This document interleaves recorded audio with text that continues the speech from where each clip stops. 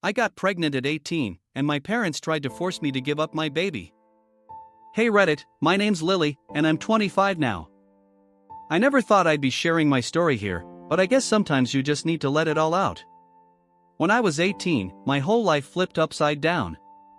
I got pregnant, and my parents tried to force me to give up my baby. When I refused, they kicked me out of the house, and I had to figure out how to survive on my own. It was the hardest thing I've ever been through, but it taught me more about myself than I ever imagined. This is the story of how I found out I was pregnant, the betrayal I never saw coming, and how I fought to keep my baby, even when it felt like the whole world was against me. Growing up, I was never the type to make waves. I was the quiet kid, the one who followed the rules, got decent grades, and never really gave my parents any trouble. My parents, Diane and Tom, were conservative and strict, raising me and my older brother, Ben, with a firm hand and high expectations. Ben was the golden child, smart, athletic, and already on his way to a successful career in finance by the time he was 22. I, on the other hand, was just trying to get through my senior year of high school without falling apart. My parents always had a plan for me: graduate with honors, get into a top college, and eventually land a stable, respectable job. They were obsessed with maintaining a picture-perfect family image, constantly talking about how things would look to our neighbors, their friends, and the extended family. Anything less than perfection was simply unacceptable. I was a good student, but I wasn't interested in following the same path as Ben. I loved art, spent hours drawing in my sketchbook, and dreamed of moving to a big city, living in a tiny apartment, and making a living doing what I loved. But I knew that those dreams didn't align with my parents' vision for my future. I'd always felt like the odd one out, like no matter how hard I tried, I could never quite meet their expectations. And then there was Ryan. He was my first love, my first everything. We met at a party when I was 16, and he was 17. He was different from anyone I'd ever met, laid back, funny, and unafraid to be himself. He was already out of high school and working as an apprentice electrician. My parents never approved of him. They saw him as a distraction, a bad influence who would derail my future. But I didn't care. Ryan made me feel seen, understood, and loved in a way that no one else ever had. We spent nearly every weekend together, driving around in his beat-up truck, hanging out at the lake, or just lying under the stars talking about our dreams. We had plans to save up, move to the city, and build a life far away from the small town that felt like a prison. Ryan believed in me, and with him, I felt like anything was possible. But life has a way of throwing you curveballs when you least expect it. It all started with little signs, nausea that wouldn't go away, feeling exhausted all the time, and missing my period. At first, I convinced myself it was just stress from finals or maybe a lingering bug. But as the days went on, the nagging feeling in the back of my mind wouldn't go away. I started avoiding Ryan, making excuses not to hang out because I was too scared to face what I was feeling. One afternoon, after school, I decided to stop by the pharmacy. My hands were shaking as I picked up a pregnancy test, hoping that no one I knew would see me. I stuffed it into my bag and rushed home, locking myself in the bathroom before my parents got back from work.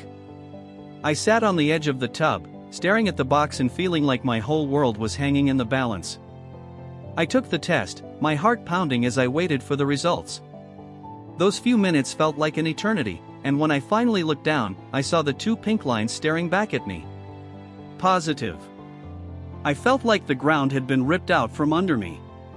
My vision blurred as tears filled my eyes, and I slid down to the cold tile floor, clutching the test like it was some kind of nightmare I couldn't wake up from.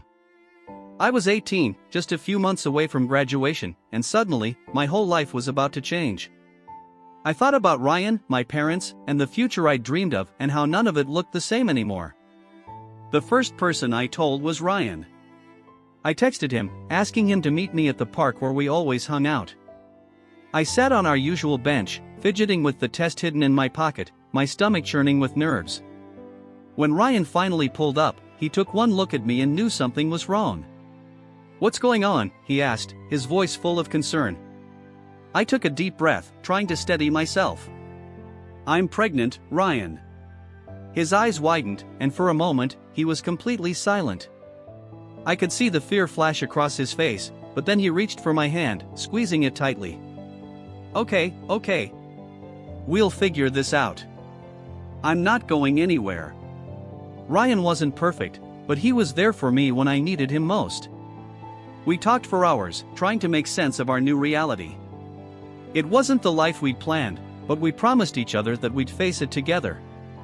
Telling my parents was a completely different story. I knew my parents were going to be furious, but I had no idea just how bad it would be. I waited until a Sunday afternoon, hoping that the weekend would put them in a better mood. I remember sitting at the kitchen table, my heart pounding as I tried to find the right words. My mom was flipping through a magazine, and my dad was reading the newspaper, completely oblivious to the bomb I was about to drop. "Mom, Dad. I need to talk to you," I began, my voice barely above a whisper. They looked up, and I could see the annoyance already forming on their faces. I took a deep breath, forcing myself to meet their eyes. "I'm pregnant." The room fell silent. My mom's face turned pale, and my dad's expression hardened into something I'd never seen before: anger, disappointment, and a hint of disgust. "You're pregnant?" my mom spat, slamming her magazine down on the table. "Do you have any idea what this will do to our family?" My dad threw his newspaper aside, his voice rising with every word. "This is not happening, Lily. You're 18.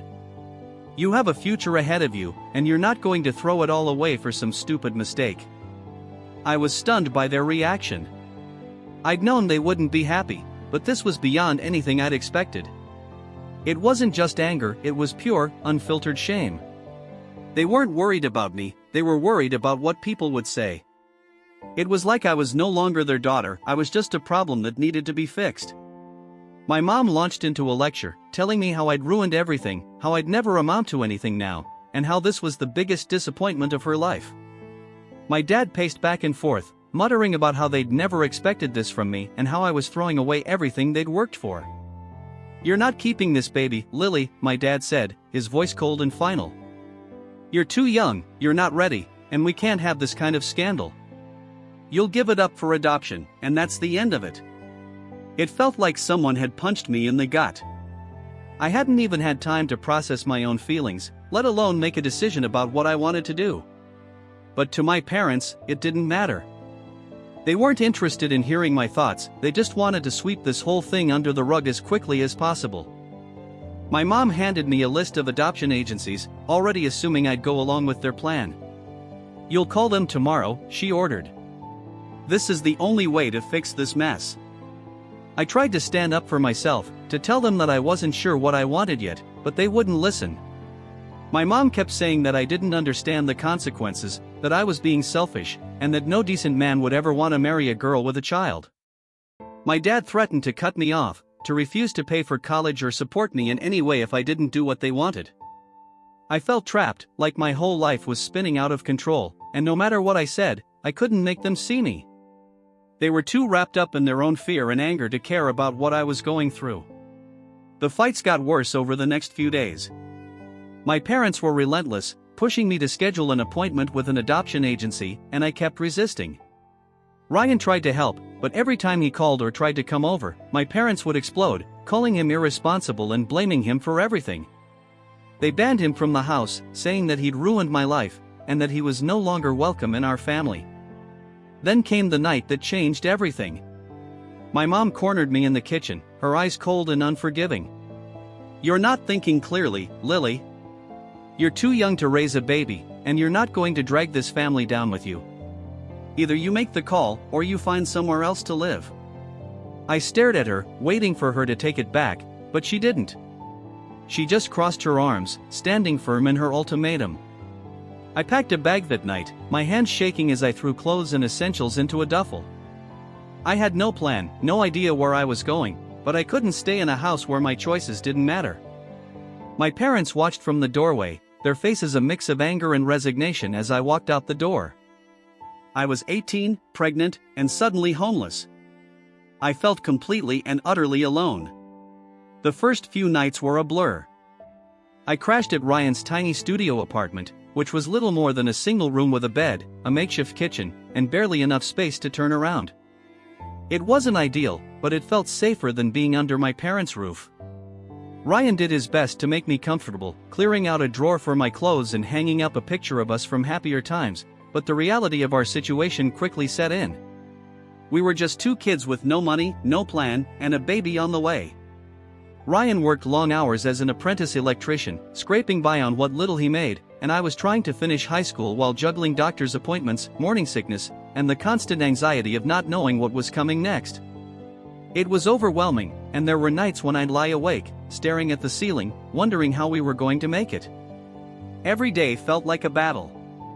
We had to budget every dollar, eating cheap meals of ramen and canned soup, shopping at thrift stores, and relying on food banks when things got really tight. I was determined to graduate, so I'd go to school during the day, fighting off exhaustion, and then head straight to a part-time job at a local coffee shop to make whatever extra money I could. Ryan would work extra shifts whenever he could, doing everything he could to keep us afloat. I tried reaching out to my parents once or twice, hoping that they'd come around, but every call ended the same way. My mom would ask if I'd come to my senses yet, and when I told her I was keeping the baby, she'd berate me for being selfish and throwing my life away. My dad refused to speak to me at all. They were more interested in punishing me than in being there for me when I needed them most. With no family support, I turned to what little help I could find. My school counselor helped me apply for Medicaid and food assistance, and she connected me with a local support group for young moms. That group became my lifeline. I met other girls who were going through the same thing, struggling to balance school, work, and the realities of impending motherhood. We'd meet once a week, sharing our fears, our frustrations, and our small victories. It was the first time I felt like I wasn't completely alone. The women in the group were my saving grace. They taught me how to find baby supplies on a budget, how to navigate social services, and how to keep going even on the days when I felt like giving up. I met girls who were even younger than me, facing even harder situations, and seeing their strength gave me hope. If they could do it, so could I. Ryan was my rock through it all. He'd come home after long, grueling days, completely exhausted, but he'd always greet me with a smile and a hug. He never complained about how hard things were or how much pressure we were under. He just kept going, determined to give me and our baby the best life he could. There were nights when I'd break down, overwhelmed by everything we were facing. I'd cry, feeling guilty and scared, wondering if I was making the right decision, and Ryan would hold me, whispering that we'd figure it out. He was scared too, but he never let it show. He was all in, even when it felt like the odds were stacked against us. One of the toughest moments came when I started to show. My belly grew, and suddenly, the reality of what was happening became impossible to ignore. Strangers would give me looks, some sympathetic, others judgmental, and I'd feel the weight of their assumptions. I was just a pregnant teenager, and to them, I was probably another statistic. But I didn't care what they thought. Every time I felt my baby kick, I knew I was doing this for something bigger than myself. Graduation was bittersweet. I managed to finish high school on time, despite everything, but my parents weren't there to see me walk across the stage. I watched other kids hug their families, posing for pictures with their proud parents, and I felt a pang of sadness for what I'd lost. But as I held my diploma, I knew that I'd earned it on my own terms, and that meant more than anything else. In July, on a hot, sticky afternoon, my water broke. I'd been feeling contractions all day, but when they started coming closer together, I knew it was time. Ryan rushed me to the hospital, his hands gripping the steering wheel as he tried to keep me calm. I was scared, in pain, and completely unprepared for what was about to happen, but I knew there was no turning back. Labor was long and exhausting, each contraction feeling like a wave crashing over me, pulling me under. I gripped Ryan's hand, my knuckles white as I rode out each surge of pain, feeling like my body was being torn apart. I was terrified, but I kept going, knowing that at the end of all this, I'd finally get to meet the baby I'd fought so hard for. After hours of pushing, my son, Noah, was finally born. The nurses placed him on my chest, and I stared down at his tiny, wrinkled face, tears streaming down my cheeks. He was perfect, 10 tiny fingers, 10 tiny toes, and a head full of dark hair. I couldn't believe that this little person was mine, that he was here, and that we'd made it through everything to get to this moment. Holding Noah for the first time was like nothing I'd ever experienced.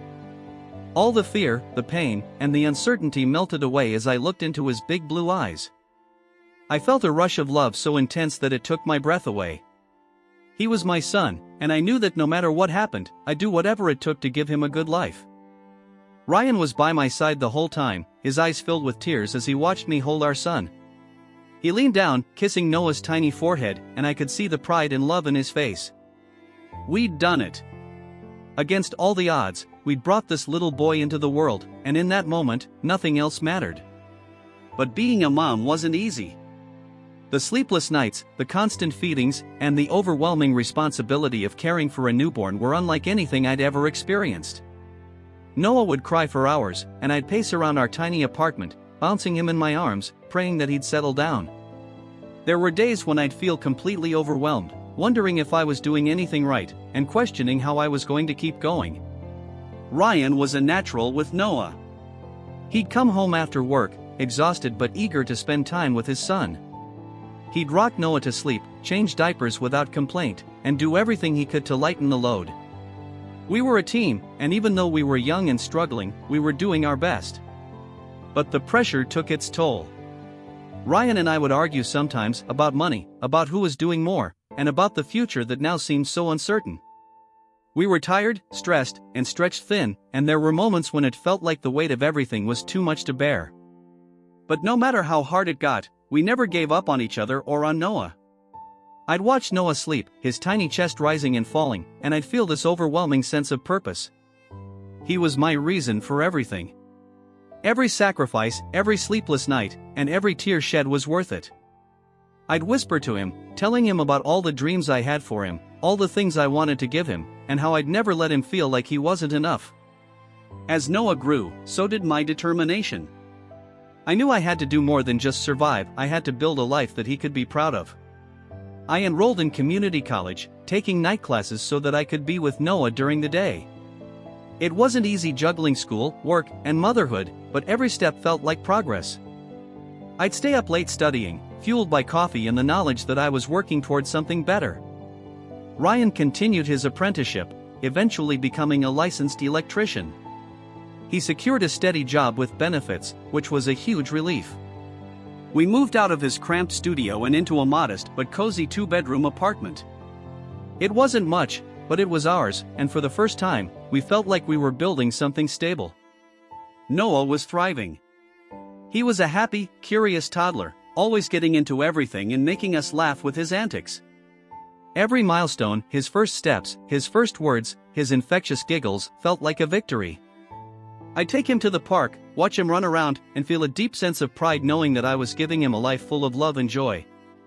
I also started reconnecting with parts of myself that I'd put on hold. I picked up my sketchbook again, drawing in the evenings after Noah went to bed. It was my therapy, a way to process everything I'd been through. I began painting again, finding solace in the colors and the act of creating something beautiful out of the chaos. I even started selling a few pieces online, earning a little extra income and a renewed sense of purpose. Ryan and I continued to grow together, learning how to navigate the ups and downs of parenthood and young adulthood. We weren't just surviving anymore, we were thriving, building a life that felt meaningful, even if it was different from what we'd originally planned. Our relationship wasn't perfect, but we were committed to each other and to giving Noah the best life we could. Then, out of the blue, my mom reached out. I hadn't spoken to her in over 2 years, and seeing her number flash on my phone brought back a flood of emotions. She said she'd been thinking about me and wanted to meet. Part of me wanted to hang up, to protect myself from being hurt again, but another part of me wanted to give her a chance. We met at a park, and when my mom saw Noah running around, full of life and laughter, she broke down in tears. She apologized for everything, for the ultimatums, the coldness, and for abandoning me when I needed her most. I could see the regret in her eyes, and I knew that she'd been carrying the weight of her choices just as much as I had. I let my parents back into my life slowly, on my own terms. It wasn't easy, and there were moments when old wounds would resurface, but I wanted Noah to know his grandparents. My dad took longer to come around, still grappling with his pride and stubbornness, but eventually, he too softened. Seeing them with Noah was bittersweet, but it also felt like a step toward healing. I'd spent years trying to prove that I didn't need their approval, that I could build a life on my own, and now, I was finally at peace with who I was. I wasn't just a teenage mom who'd defied her parents, I was a strong, capable woman who'd fought for her son and for herself. I'd found my own path, and I was proud of the life I'd built. Reddit update 1, 4 years later. Posted in r/parenting. OP, my parents tried to force me to give up my baby when I was 18. I fought back, and here's where we are now. Hey everyone, I wanted to give an update on my journey. It's been 4 years since I had my son, Noah, and my parents tried to force me to give him up. They kicked me out when I refused, and I had to figure out how to survive on my own. It was the hardest thing I've ever done, but I don't regret it for a second. I'm 22 now, in community college, and working part-time while raising my son with my boyfriend, Ryan. We've built a life that we're proud of, even if it's not perfect. My parents and I are slowly rebuilding our relationship, and they've started to be a part of Noah's life, which has been a huge step. I still have moments where I feel overwhelmed, but I'm grateful for every day I get to spend with my little boy. To anyone out there who feels like the odds are stacked against them, just know that you're stronger than you think. It's not easy, but it's worth it. Keep fighting, keep pushing, and never let anyone tell you what you can't do. Top comment. OP, your story is so inspiring. You've been through so much, and it's amazing to see how far you've come. Your strength and determination are incredible, and Noah is lucky to have you as his mom. Keep going, you've got this. OP's response. Thank you so much. It's been a crazy journey, but I'm grateful for every part of it. Noah is my world, and I wouldn't trade this life for anything. It's not always easy, but it's worth every sacrifice. Thanks for the support, it means a lot.